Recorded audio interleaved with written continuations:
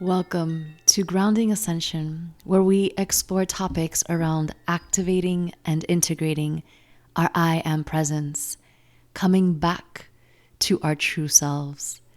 I am your host, Celeste Glus. Hello, friends, and welcome back. So, as I promised, today I will be sharing with you more on the Divine Feminine and specifically the Rose Path. Now, this is coming up a lot in many of the people that I work with, the sessions, the group events, the rose frequency. Now, I just want to backtrack some and share with you a little bit about how this came up for me. If you have not read my book, I make a mention about one day out of the blue, and I'm sorry if you have read my book and you already know the story, I'll keep it short. One day out of the blue, a few years back, I woke up craving the scent and the visuals of the rose. Now, I'm able to put together information looking back, but at the time, I had no idea what was happening. I was like, oh my God, am I pregnant? Is this like a pregnancy sign? I flipped out. I lost it. Not trying to get pregnant. And so, by the way, I am not a rose kind of girl. Never was attracted to them. Not my favorite plant or flower. When my husband asks me what flowers I like, I love lilies, which is also a representation of the Divine Feminine. I've always liked different flowers, but not roses. So I thought it was very, very strange. So I tried to, repress it like all other intuitive hits that have nothing in common to our known perception and reality. And of course, like any good old Divine Feminine intuitive hit that must be answered, the yearning for roses did not go away. So after a few days, I said, all right, I'm going to go and buy myself some roses. I brought them home. I filled my home with these beautiful red roses, and I allowed myself to just watch them bloom. And that's one of the things that I like, whatever you want to call it.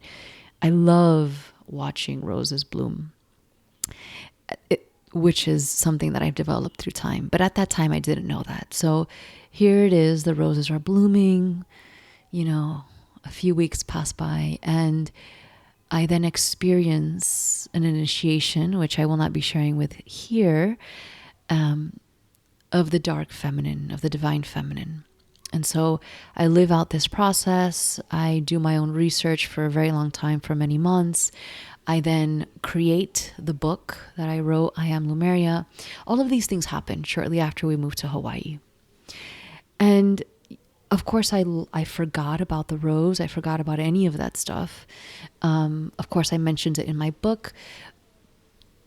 But I haven't received the amount of clarity that I have recently received about the rose. And this is what I want to share with you, most specifically because you're listening to this. And so this means that there is something about you that resonates with the rose path, my friend.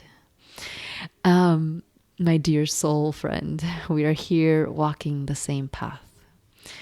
The rose path, first and foremost, is one of ancient across time and space realities. It goes back to the very, very beginnings of life as we know it. Now, I'm going to just make a little disclaimer. You get to interpret my words and what channels through me in your own essence. I'm not going to put definitions on some of these things. So when I say it's wisdom that comes from the beginning of time and life as we know it, you get to determine what that means for you. And so there are many references in ancient texts about the brotherhoods and the sisterhoods of light, brotherhoods and sisterhoods of the rose. And as I say these words, I want you, if you can, to close your eyes and just feel them in your body. This wisdom and this information and these soul groups are now being asked to come together. The rose path is something that unfolds within us. It is a carrier of the divine feminine frequency, which means that it works through the ebb and flow of the spiral, which means that it unfolds and it comes back, and it expands and it contracts, and it ascends and it descends. We're coming back to the mechanics of the universal force of consciousness, the way that the universe was written in order to birth and stream intelligence through every single living essence that exists for what we know it to be. Meaning, all life as we know it holds the frequency of the divine feminine. And in our human mind, in our human story, we are called towards this path through the essence of the rose. Now, we can be called to this path in many, many, many different ways. I only share with you one way, which is how I was initially called. Now, after the calling, after the yearning of the rose, I was initiated, and then I was asked to just sit and receive for a very long time. I worked with mentors. I read everything I could get my hands on. I did sessions with people. I mean, I just received. I had no idea what the hell it was. But my soul was not going to be at peace until I continued to receive. And so that's what I did. And I didn't know it. I did it without knowing that I did it. I hope that makes sense. And if you're listening to this, you know exactly what that means. You are asked to do things without even knowing why for a very long time. And so the path of the rose is just that. And this is why the blooming of a rose can be so profound. Really the blooming of any flower, but specifically of the rose because of its petals and because of the colors and the way that it's structured with the thorns and the leaves and the seed and the bulb.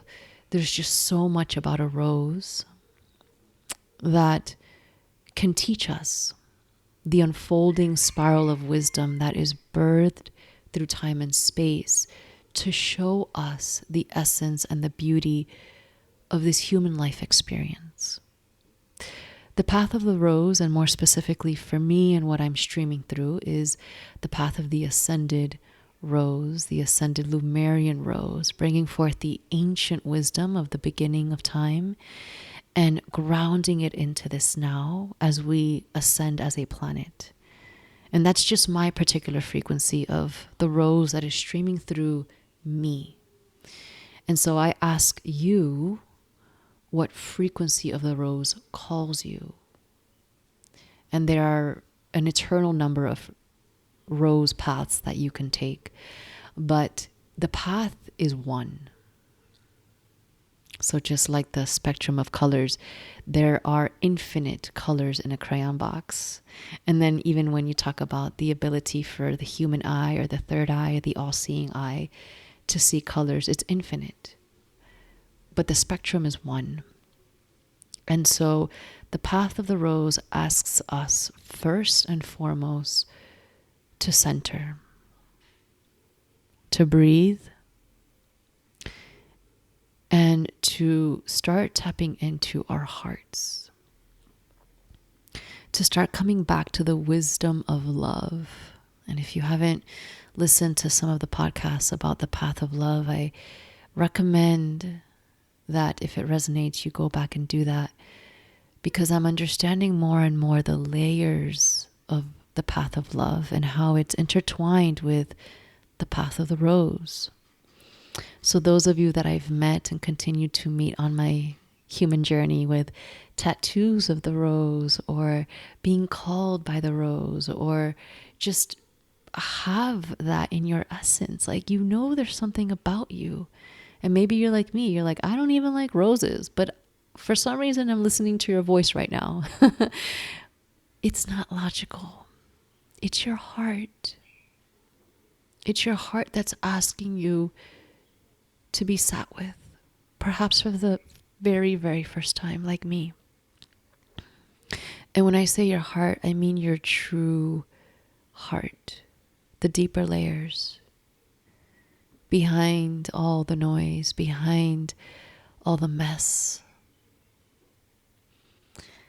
It's actually a difficult thing to tap into. And the rose asks that we have the courage to stand tall like her stem, to withstand the thorns of life and claim them as ours, not something separate.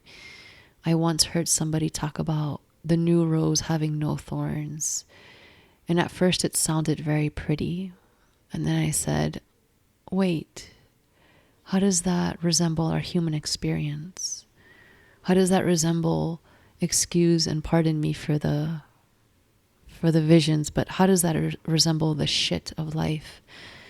The mud, the messiness, the disgustingness, the atrocities, all of the things that are part of our human experience. How is that alchemized? Yes, we can talk about a new earth that at some point every single person on this planet will have the consciousness to choose otherwise, but unless we're not in a human body, we're still going to experience certain things, and those things will be reflected as the thorn. They will be fully alchemized and fully accepted and embraced. But what one person may see as a thorn, as a danger, other will see as pure beauty and strength and protection and boundaries. And this is the wisdom that's being asked to be sat with when we sit with our hearts. And I think my voice is even lowering now so that you can create enough stillness and presence to receive this transmission, to understand that the rose is a very direct path to the heart. And then when we are ready, the gates will open and bring us down to our wombs. Man, woman, child, gender, it just doesn't even matter. Everyone has an energetic portal around the womb space. For men, in some traditions, it's called the hara. And it doesn't even matter what we call it. It's the seat of our soul in this universal story of life. And this is where the rose brings us. And maybe you're in relationship and you're a man and you're receiving this wisdom, and perhaps you hear it from a woman, and perhaps other circles or other schools of thought haven't included men in this path of the rose. And I invite that to be a new paradigm, because the rose is calling everyone. We can't do this alone. We can't do this with women alone. We can't do this. Men can't do this alone. This is unity. This is unity beyond what we know as unity to be. And the rose asks us to first sit with ourselves and create a pure and clear window into our hearts, into the depths of love, into the depths of power and wisdom and innocence and eroticness. Our wild nature merged with our childish innocence. That is the gateway to our womb. That's the gateway to the consciousness of the divine feminine. That is a representation of the path of the rose. And as a short disclaimer, there are many rose paths. And perhaps if you're drawn to one that is completely different, I honor that. That's your frequency of your rose path. But what I'm sharing with you, as I usually say, is my perception and my experience of what I'm asked to be sharing at this time. And the rose path is one of truth. Something that's very, very hard to come by on this earth, at this plane, at this time. And you know what I'm talking about if you're listening to this. The deeper knowledge, the deeper truth, the reason why your soul is thirsty and reaching for more and yearning for something else and asking and asking and asking. The satisfaction and the desire principle. I just recently created a webinar video about the connection between our true desires and the divine feminine. I'll put that link below. But that's the beginning of the rose path. Getting clear about what is your true desires. The rose asks us to clean up our lives first and foremost. And that's one of the first things that I had to do with myself And in relationship, we had to clean up the way that we were in relationship with each other and the life that we were living. And we had to get very honest about what we were doing with our life and how we were showing up to the higher destiny. And that higher destiny is not logical. So it took to say we're going to leave everything and trust this intuitive gut feeling that we have to move to Hawaii. And we don't know why, and we don't know what's there. And we have no reason to do it other than Celeste has been meditating for a few years with it. And every time that we're on this land, we feel something. We can't put a finger on it. We don't know what it is. And we damn sure have no expectations. But we know that we're being called and pulled. And that's the path of the rose. The willingness to uphold yourself with the thorns of life and to watch yourself bloom into the unknown. But seated with that long stem that continues to bring you back to the truth of your heart, that continues to bring you back into the expansiveness of the womb within you, which is the portal to universal consciousness, which is the portal to all wisdom, past, present, future, which is the portal to creation as we know it, to creation that is aligned. And that's the next step of the rose. Once we are on the path, once we have received enough to be clear and say, I accept, I am part of this brotherhood and sisterhood. I am part of this path. I am ready to take responsibility. I am ready to reclaim the wisdom of my womb. Reclaiming the wisdom of the womb is part of the rose path. Reclaiming the wisdom of the womb means reclaiming universal knowledge, ancient intelligence, future idealistic, multidimensional understandings that you have within you, that you know are possible, that have been given to you, yet you don't know how it's going to manifest or be played out. Reclaiming womb wisdom is allowing yourself to sit in the seat of all that you are and embrace the spirals of life. Embrace the cosmic swirl of consciousness that brings us back 100 times over to the same lessons, so that we can go deeper within ourselves and in relationship. The path of the rose asks us to be in sacred union, first and foremost with ourselves, and then perhaps if it's your path with another. That sacred union will be the reflection and the grounding of the rose frequency. And that's something that is coming in very strongly at this time, that the rose asks us to come back into union. And our union with ourself and with another, our beloved, I don't want to say just another. I want to say our beloved, meaning our sacred partner in this life. Whoever that you are in relationship right now, if you're listening to this, you're not just in relationship with somebody. You're in relationship with somebody who's very important on your path. It doesn't matter what title you have with that person. It doesn't matter where you are in that path and journey of relationship. That person right now is a reflection of you in your path of the rose. And the rose brings forth really powerful and strong lessons for people in divine union. Divine union with self and divine union with another. And so the rose asks for integrity. Reclaiming womb wisdom means integrity with your sacral chakra, integrity with your sexual force, integrity with the way that you express yourself in this world. Coming back to a Christed heart, coming back to a heart of pure love. And that pure love is, like we talked about, the spectrum of colors. It's erotic, it's wild, it's innocent, it's divine, it's everything. It has no definition, but it's anchored in its womb and it's integral with its values. And these are things that are hard to first sit with for yourself, right? Like, holy shit, what? Integral my values? Like, I never even sat down with my values. Most of us live out our values subconsciously. But I think to sit with our values and to give them a name and to say, you know what I value? You know what I value in myself? You know what I value in another? You know what I value in a relationship, in a friendship, in a family member, a soul member? When I say family member, I say soul member. And these values are important for us to get clear about because they will start to rewrite our patterns.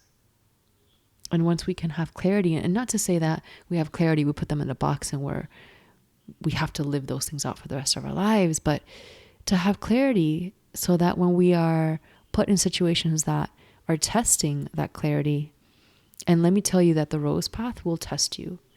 If you're on this path and you're listening to this, you have now received a fractal of the frequency of the rose.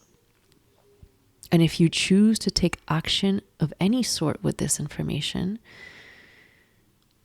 you will begin to be tested in relationships and circumstances and situations so that you can come back to your integrity, so that you can come back into the pristineness and Christness, consciousness of your heart, Christed consciousness. And that's the rose path. It's vast, it's infinite. We dive deep into the rose path and all of its layers and petals in the Woman Wisdom Mentorship. And there's a lot more streaming through that will be shared about the rose path to include more men on this path, because we need to bring that unity in. We need to bring in the masculine within. And part of the Divine I Am course that I created was for that purpose, to bring forth the union of the divine feminine and masculine. But to understand that first it happens within us. And the rose path asks for the deepest levels and layers of ourselves to be exposed time and time and time again. And a part of that is to anchor in. And I'll be talking about that more. There's a topic that's coming in very strongly at this time, which is the dark side of the spiritual journey or the spiritual community, which is this relentless need to push down the dark, to push down the lower chakras, to push down the darkness of life.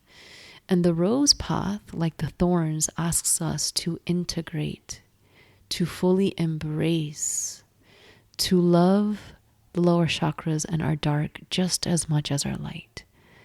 Because we cannot, by the nature of this cosmos and the intelligence of life, we cannot have one without the other. We can't. The dark cannot exist without the light, and the light cannot exist without the dark. So inherently, if someone is trapped in the light, they are trapped in their dark. It isn't until you recognize the thorns that you have now fully integrated. And this is the rose path, integration, full integration. And it's a process. It's called a path because it's literally unfolding forever. It's not like the book, right? Start to end, chapter 1, chapter, final chapter, right? It's a path that unfolds for us. And what I find, and I'll close with this, that the rose path is the path of the heart. It's the path of love. Hence the previous podcasts. Hence the need to integrate our divine selves and our human selves. Hence grounding ascension. It's time to come back into the essence of all that we are. And if you're called by the rose, there is a deeper layer of work for you in the path of the heart and seeding ourselves in the path of the womb consciousness, in the eternal consciousness of life. And with that comes the wisdom of the dark goddess, the Black Madonna, which will be talked about in the upcoming episode. So until then, my dear beloved brotherhood and sisterhood of the rose, I call you forth. I ask that you make yourself known to this path and share your story, share your connection with the rose, and share how it's going for you. Okay. Make sure to check out that link if it's something that you're interested in, to see the connection between the desire principle and the divine feminine. And I'd love to hear from you. Let me know if this resonates. Let me know how the rose is working through your life magically and even through challenge, most especially at this time. All right, my love, I will see you next time. Mwah. Sending you so many rose blessings.